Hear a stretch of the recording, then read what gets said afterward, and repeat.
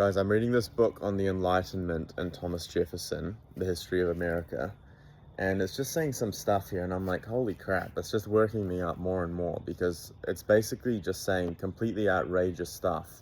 And I think the problem with these movements, and basically what happened obviously in the Enlightenment, has set up modernity.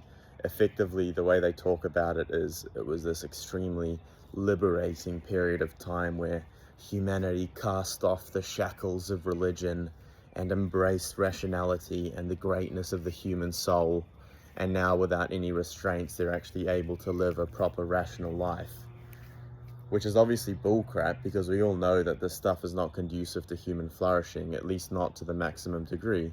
But even what they say, they're basically admitting their own moral decline.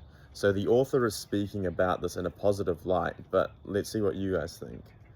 The second part of this revolution comprised a re-evaluation of the very nature of virtue. The older classical virtues associated with personal honor, courage, self-control, unflagging independence, and integrity, were undoubtedly admirable, but, as Hume noted, too violent and unnatural for a modern and refined age. Bullcrap. In the theory of moral sentiments, Adam Smith contrasted these older virtues to the softer and more amiable modern virtues of candid condescension and indulgent humanity. So they're basically saying we cast off this morality, which was actually too hard to follow, despite it being good for us and conducive to society, in favor of becoming soft and amiable and tolerable to everyone, and indulging our senses and indulging the flesh, because supposedly that's what's going to lead more to human happiness. When Benjamin Franklin listed the 13 principal virtues in his autobiography, absent were all the classical ideals of courage, self-sacrifice, generosity, and the Christian norms of piety and faith. Instead, Franklin's virtues were thoroughly modern and bourgeois. In the place of magnanimity, which is greatness of character and greatness of soul, Franklin celebrated frugality, industry, and temperance. Such pedestrian virtues as order, cleanliness, and moderation took the place of devotion and penitence.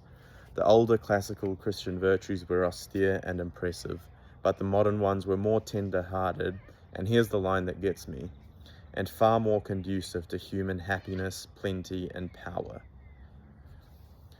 So it's just this complete subversion into now, instead of actually growing into your great character as a man and actually becoming a man of virtue, it's this like weird turning in on oneself where we exist for the gratification of ourselves and the gratification of others, and anything that might be demanding or actually impose a moral standard is dangerous and austere and, olden day or ancient.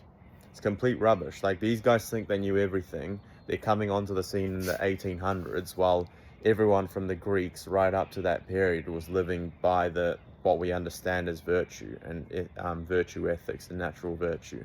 Anyway, this is a bit long for an Instagram story, but I might have to record something longer.